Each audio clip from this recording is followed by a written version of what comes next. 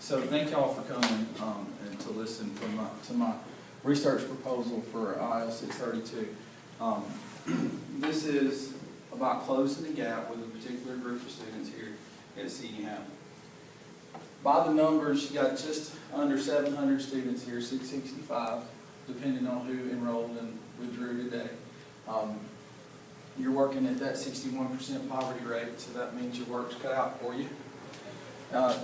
The 12% of your population is a special education population with, but the good news is that 12% is scoring at 33% proficient in grade level progress. Okay?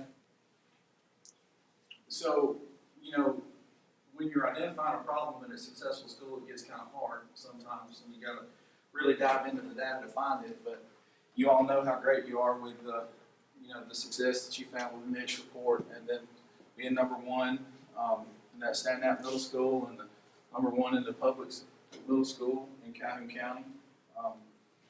Best public middle school teachers in Calhoun County, best middle school in Alabama.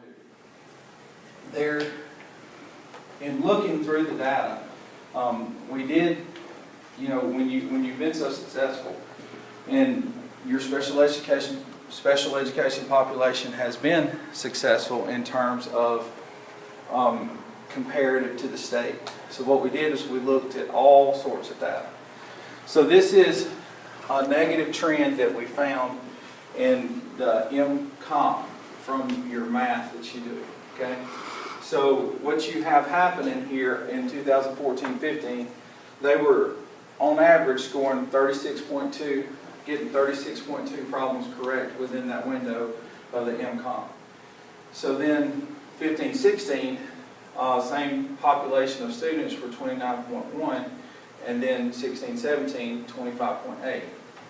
So we have that negative trend there, and it's computation, okay? Not the application part.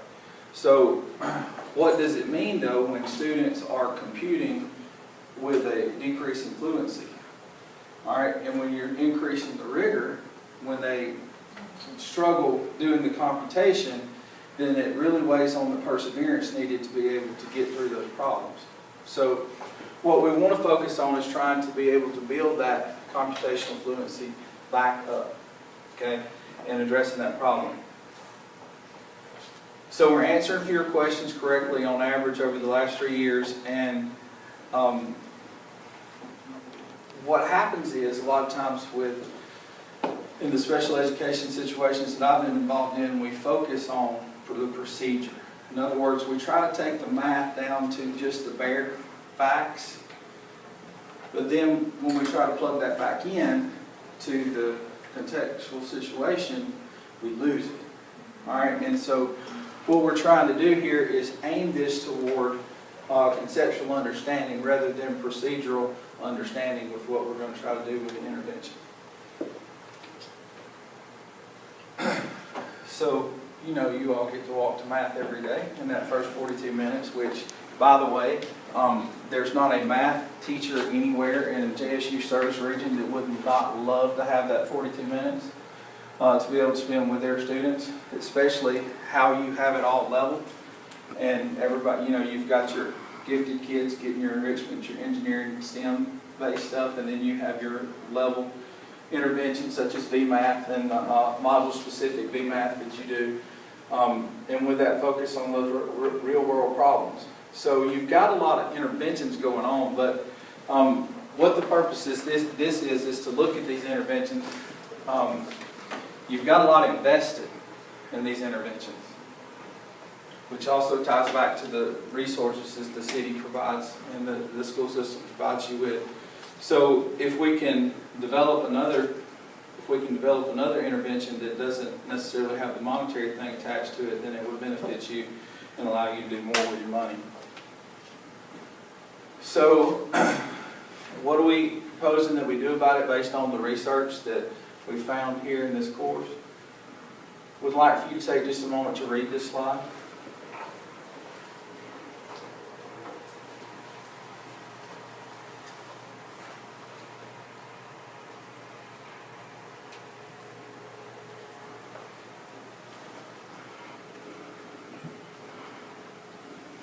So probably what I've learned the most over the last 3 years in my position at AMSTOT is the importance of giving kids the opportunity to interact with the math and giving them experiences to connect to and then to build off of. All right, if it's just something done in isolation, then chances are it's not going to stick. It has to be in a context and surrounded with that conceptual understanding and the focus building on that, because that's going to transfer. Conceptual understanding, what I'm talking about, is the focus on understanding experience and prior knowledge. So everything is about an experience, and we're building off of these experiences as we go, and we're connecting things back to prior knowledge. One of the things at ACTM that had it was a statement that kind of had a profound effect on me as a math teacher. You know, when I grew up, we did 1.1, then 1.2, and then we did 1.3, and then 1.4, and 1.5, and so on. And then we took a test on 1, and then we did 2. Same way, and so on and so forth. So it makes math seem like a waffle. Like everything is compartmentalized in its own little section. So the statement that was made at ACTM 2 years ago with the keynote speaker was, math is not a waffle, it's spaghetti. So if you think about that last plate of spaghetti that you attacked, or it attacked you, however that went, it's all interwoven together. And when you start to see those connections, you can watch their faces. For example, for me, I had a guy to show me that if I were to multiply a binomial times a binomial, for all you math nerds, I'll get with you afterwards and show the people, some of you are not going to care about this, but binomial times a binomial, if you multiply those things together, those y-intercepts, guess what? They give you the y-intercept with a quadratic that you're going to get when you multiply them together. So I went through all this math all of my life, and a year ago I sat back from the table and pushed that math away from me and said, shut up. Really? Are you serious that it's disconnected? So connecting it together and letting them see those connections is what makes it last. You know, in particular, I'm the multiplicative, the OGAT multiplicative guy now.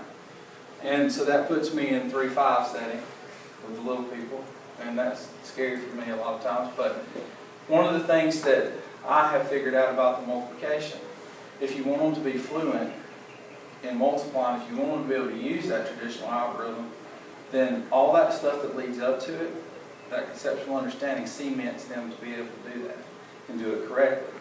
What we do sometimes is we skip all of that and go straight to that traditional algorithm. They have no idea why. So then it becomes like a set of keys. And my set of keys, you'll be proud of me, is nothing like my father's keys. His just looks like the sun because there's all these keys. All these keys will unlock a certain thing. But if I try to get into my house with this key right here, it's just not going to work.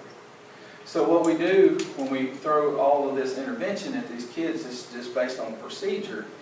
What happens is they've got a key, but they don't know which lock to put it in. And so it becomes a crapshoot then to whether or not they're going to figure it out, because what they have the inability to do is to keep all of that organized in their head.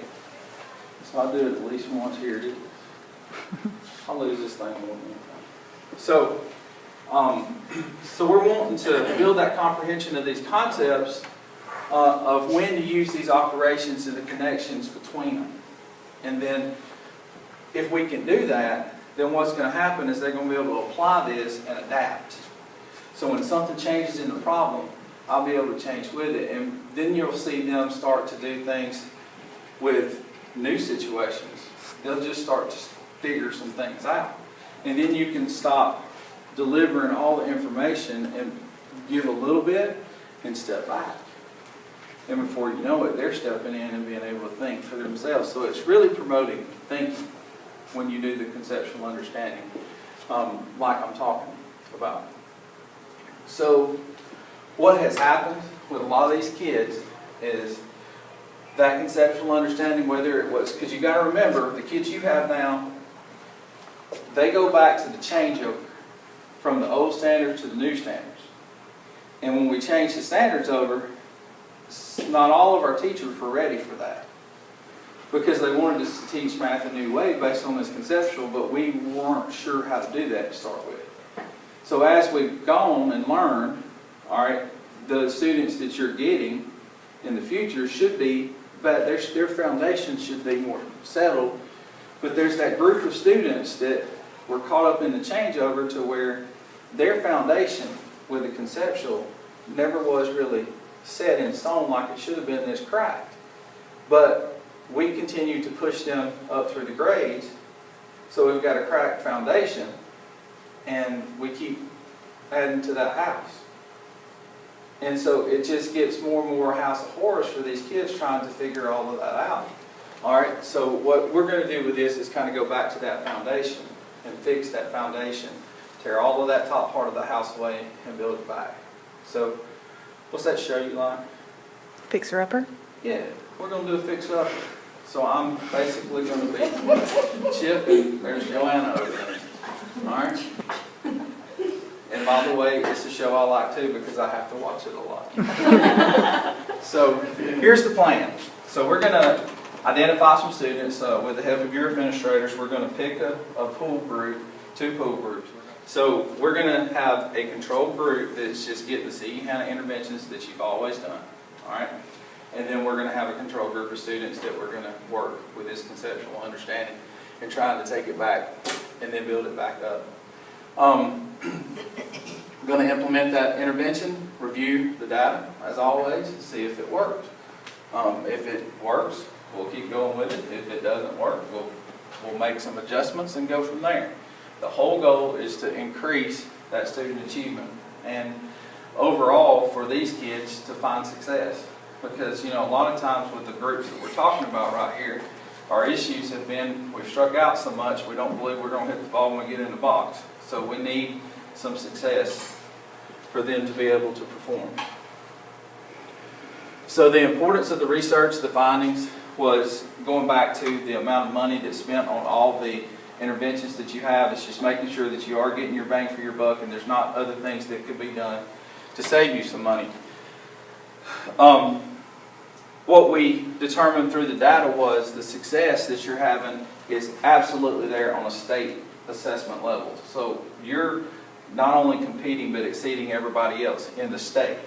But when you take your numbers and you compare them to nationally, that population of students for CE HANA is lagging behind the national average. So part of what we're doing here is trying to see can we make up some of that gap that's there too. We're going to be focusing on specific interferences. In other words, we're going to do a lot of formative assessment, looking at the particular mistakes they make and fix the particular mistakes rather than broadcasting everything and hoping that we hit whatever it is that is an issue. This may lead to some PD opportunities.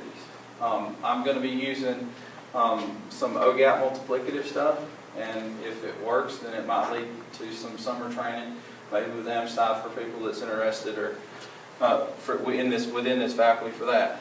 And then the whole point in doing this is we want these kids in these control groups, like all of our kids, to be able to compete.